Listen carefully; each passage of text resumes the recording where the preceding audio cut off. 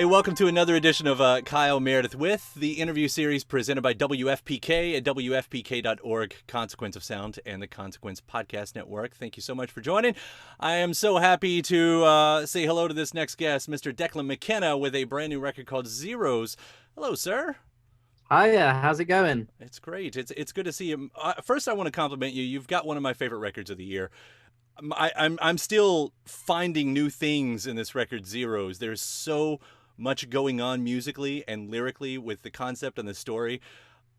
I loved your first record. You have far exceeded that. So I'll compliment you more as we do the interview, but we'll just start right on the top of the mountain right there. I'm waiting. Oh, that's great. I'm glad you like the record. I am so bored of talking about it and I want to get it out. I'm so ready to release the thing. We finished recording it around this time last year. So yeah, buzzing. But I'm so glad you like it. Yeah. Yeah, I'm feeling excited now. It's been a bit like hazy for a while, just like the album's lost in the ether. People keep talking about it. I'm like, when am I going to be allowed to release my album? But yeah, I'm buzzing. Yeah. Well, it is quite the masterpiece that you've put together. I mentioned the concept. I figured we'd start about there because very quickly, even if you haven't read anything about the record, you get the feeling that something is going on. Even if you're just looking at the track titles, that whole space thing comes up. I know really quickly that when we talk about space, when musicians talk about space, it's often an opportunity to look at our own selves as we kind of pull back. Was that the angle that you were coming at from this? Yeah, it was, it's always about reflecting life and reflecting human emotions, but like, finding the interesting ways to do that and finding the stories and finding, I don't know, it's a good metaphor and it's a sort of, I think I wanted to fill the album with kind of audio descriptions and things like that. And I guess I had an obsession with space from a very young age, and then as I got older, an obsession with space art and a lot of glam rock and movies and stuff. And I guess space is kind of a way of looking at isolation. It's a way of looking at something bigger than ourselves. It's kind of um, it's kind of this great unknown that we I don't know, pin a lot of things onto, and then I guess I could tie it in a lot of ways to kind of the personal and very human message that I wanted to send out in the songs, because a lot of the concept just kind of falls into place, doesn't it? And I think, I was kind of trying to tell stories that were very human, but that kind of, I don't know, look up for something bigger and maybe question why we do that so often. Yeah. So yeah, the concept kind of started from this sort of fascination with people, really, and why we are so fascinated with space and why we are so fascinated with, I don't know, stuff that's greater than ourselves, and why we're always seeking something. And that was kind of the basis. But as I say, the concept's never really the concept until the album's done, because like I had a million different. Well, I was thinking like what I could do, like maybe having a song for each way the world could end, and like that's kind of still on the album. There's like a flood, an asteroid. Like I was thinking like each song to be that, and like because like it is kind of about the world ending. So there's like a little bit of that, and then a little bit of this space thing, and a little bit of this sort of. One of the ideas I formed with my friend Poppy when we were drawing out sketches and things of like the ideas in the album was Daniel, the main character, living on like Pangea, or like a Pangea like sort of rock, and sailing out on a pedalo. And that was like the story of the album was actually just a really dramatized version of someone just sailing out to sea on a pedalo and just escaping everything. So the concept came from an absolute mess of ideas, and gradually became a bit more grounded in reality and grounded in space at the same time. Yeah. Well, it's always amazing when something is created at one point and then ends up speaking to the time. That's happened with a lot of artists right now.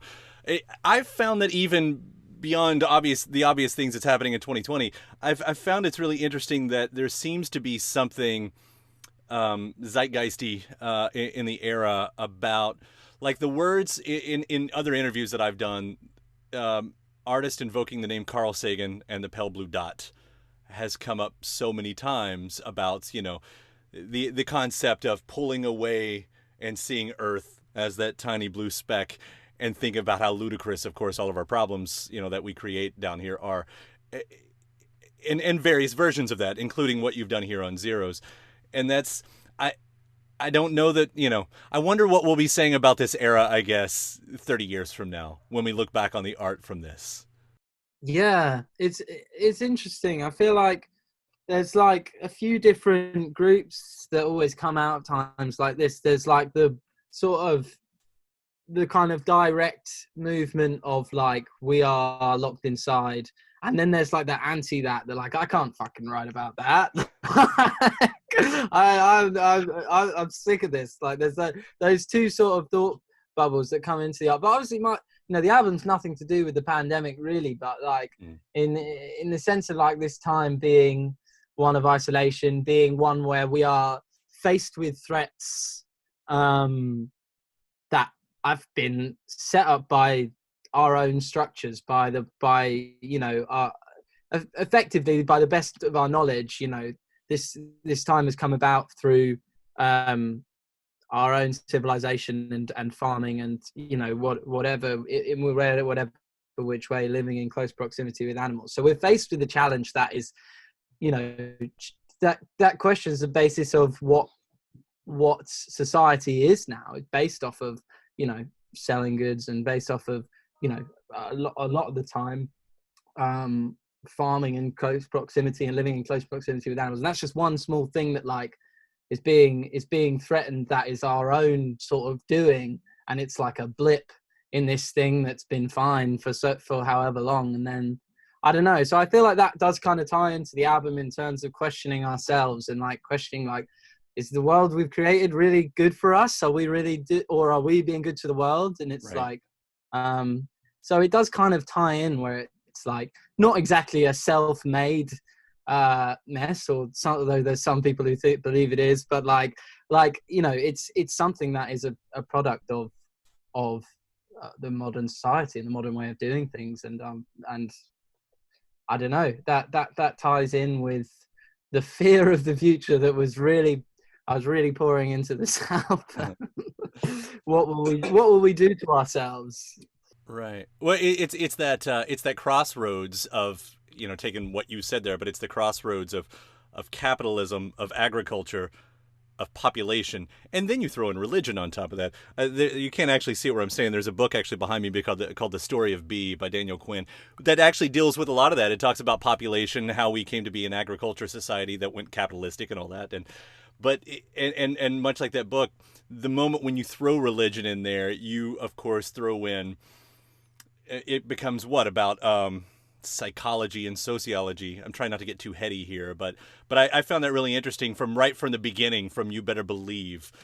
Like, that's what this character, I guess Daniel, right? That's what this character is sort of dealt with. Like, what is that crossroads that you're painting here between faith, religion, and him building a rocket ship, Well, I suppose the thing the kind of core theme of You Better Believe is like that. I think looking at how I and many people my age right now, obviously there's different time frames where there's sort of similar things going on in the 60s or whatever, but like right now, I and my generation have, are furthering a point of like rejecting things that we're told to believe, or rejecting social structures or societal norms. So that means kind of, questioning the stuff that's at the core of what makes our society, or what has kind of made society run, whether that is the idea of a nation, whether that's the idea of a religion, or the idea of money. These are all ideas that one can believe or not, but generally speaking, these things could, you can say they come from the human mind, and we apply value to them.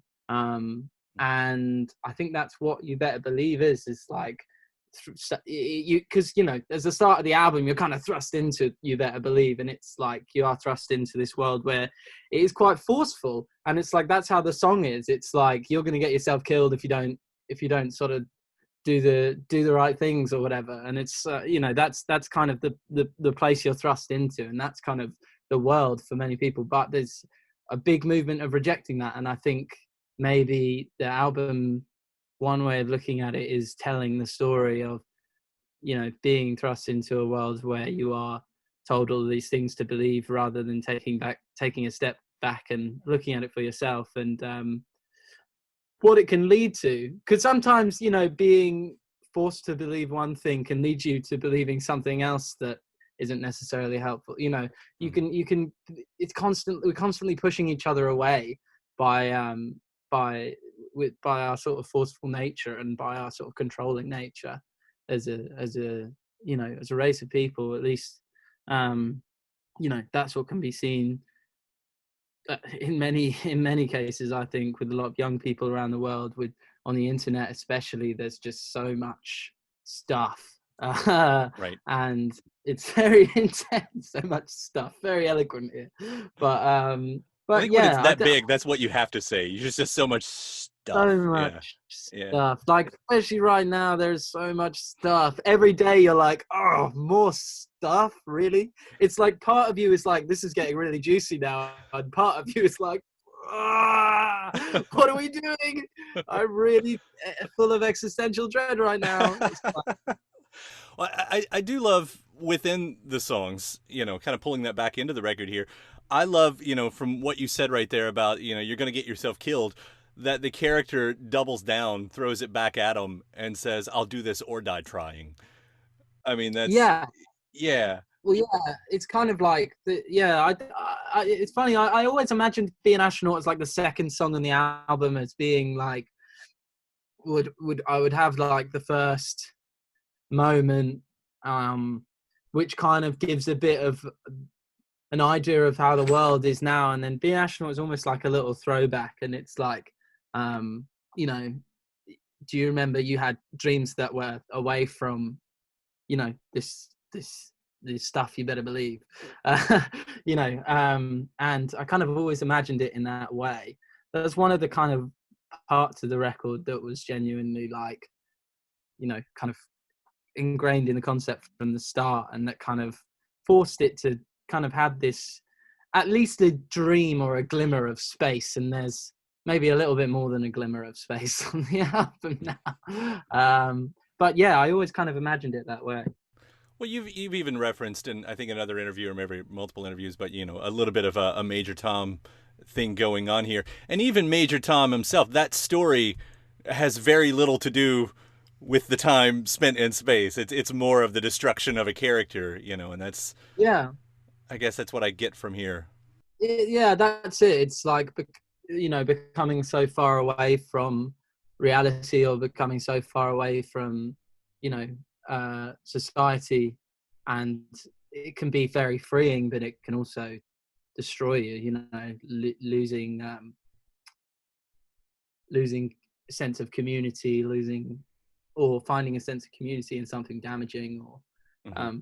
yeah, all these themes that come into music so often, um, are really grounded more in, um, you know, sometimes more grounded in reality than, you know, some of the more direct and earnest songwriting. You know, sometimes you need to kind of go take things out of context to really show the severity of the situation. And I think it moves on almost to like the sort of environmental aspect of the album, which is kind of, you know, it's like the sort of black hole that kind of is implied in Sagittarius A star. It's like sucking everyone in, and it's like, you know, sometimes you need to put something in that light, you know, to portray something a little bit more simple that people don't necessarily pay so much attention to. Mm. I'm really glad that you sort of found a way to tackle the environment in here. That's one of my big passions. I know it's one of yours too. Um, Having it in the conversation, the global conversation, in the past year has been really promising.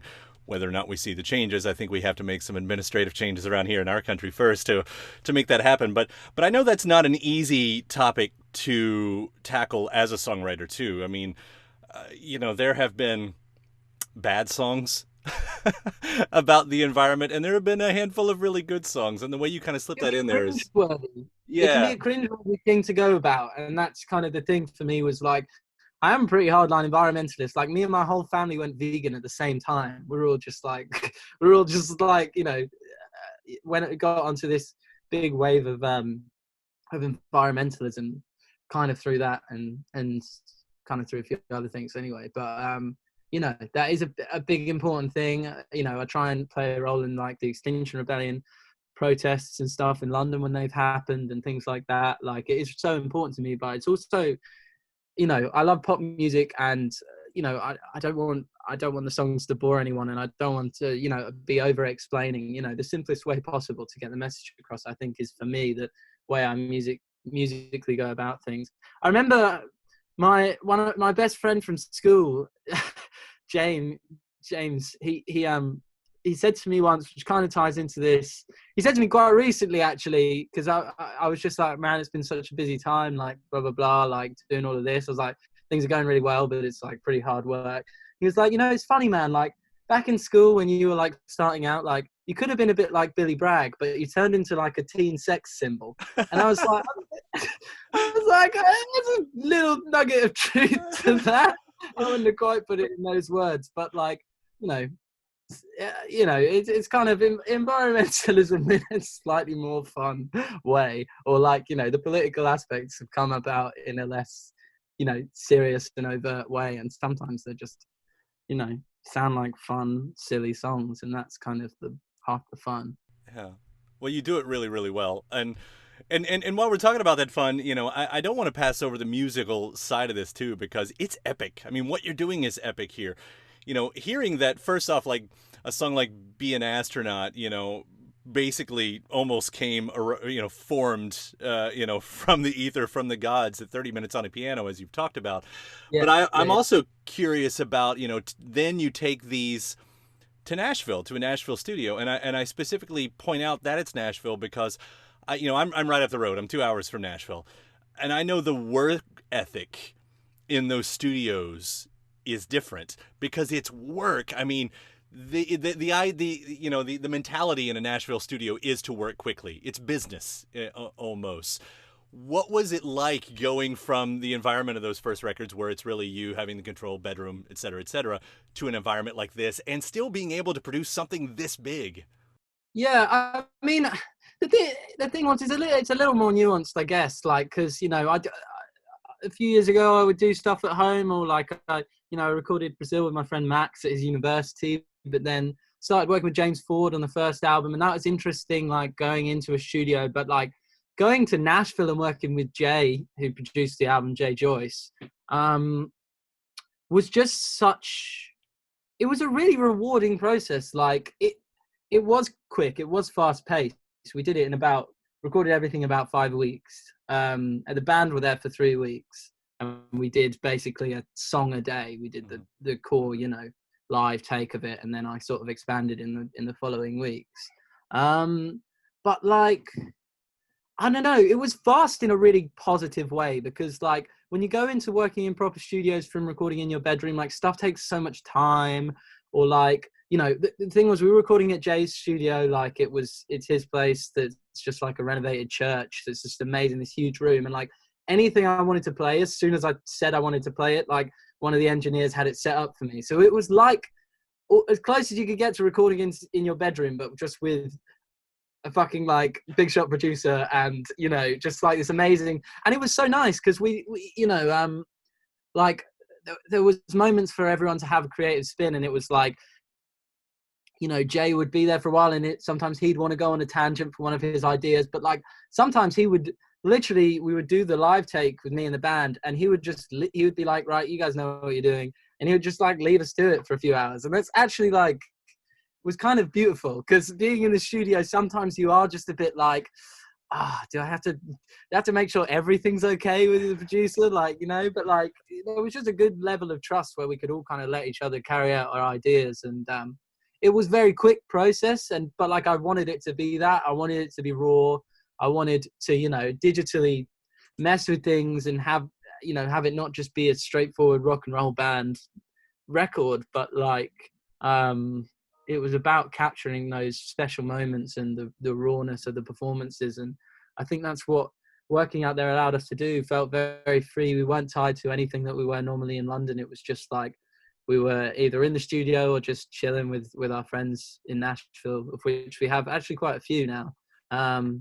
So yeah, it was a really, really great time, and like the band really, really enjoyed it. Like, you know, they hadn't really worked on a record before, so it was quite a new experience for all of them. Yeah. But yeah, I found it really inspiring and inspired sort of way of working there. And you know, Jay Joyce is an epic producer, like really, really awesome guy. And the whole team he has there as well, the engineers are like super great, and just like, you know, that being able to work at that intensity and it be so fun is like so great, because you just don't lose the energy for the songs. Like when I'm coming up with ideas for songs, it's like I've got to get it down now, and it's like that's how it was. And that's, I don't know, I didn't want to be too meticulous with this record ultimately, because I don't think meticulousness often takes away what's good about the recordings. And so yeah, but anyway, to resolve that rambling, I had a really good time, and it was like not like working in the Nashville Pop Machine factory, but it was like it was still intense, but just really, really fun. And you know, I was able to sort of carry out my ideas, and it was just this big constant hive mind of passing on ideas, and it was great. It was super fun. Well, you can hear the fun. You can hear the fun all throughout the record. But again, I mean, even the serious moments, you know, those big grand, I mean, there are movements in these songs. I mean, again, I'll end this interview like I started, just by telling you how great this record is. It's not a given, you know, it's not a given that you're going to have that situation in a studio like that, especially. So to hear the way this all turned out, man, congratulations on this. It's superb. Thank you so much. No problem. No, I appreciate it. Yeah. Declan, and thank you so much for taking the time to talk about it today, too, man. It's so good to meet you on here. And is the stage show, I mean, once this eventually hits the road somewhere in the next 10 to 20 years, I mean, is the stage show going to take on the theatrics of the record? Yeah, I think so. I mean, well, the first thing we're doing is we've got a live stream gig going out on the 4th of September that people can watch live around the world, or within a sort of 24-hour period, maybe, on the 4th of September, the day the album's out. So that's going to be like kind of a curated, art directed show. You know, it's going to be sort of not just like a band on stage with cameras. It's like we're going to kind of have it, you know, travel. And I'm working with Will, who's directed the music videos on it. So it's going to be really, really cool. So that's kind of the immediate thing, where it's like we are trying to tie in a lot of the ideas of the record. And then, yeah, next year we're supposed to be on tour from March. So, I mean, we're going to get out to the States as soon as we possibly can. I don't know when that's going to be, but over here we're planning to get out in March. And yeah, I just want to keep upping the ante with the shows. I think the band is sounding better than ever. I'm just out the studio now where we've been rehearsing, and you know, it's been really, really cool. As you know, we've all learned a lot, I think, from that process in Nashville. And hopefully next year, yeah, choreographed, stage show, theater production, all of it. I'm definitely ready to tackle some cool stuff. So yeah, we'll see. But the immediate thing that is definitely happening is the 4th of September. We're streaming the full album and some hits. So Awesome. yeah, it's going to be fun. It's gonna be great. Cool. Declan, I'll be watching that. I'll be looking forward to it. And whenever you get over here, I'll be there as well. Thanks again for taking the time to talk about it. Congratulations on Zero, and we'll see you around, man. Yeah, lovely to talk to you, Carl. Thank you so much.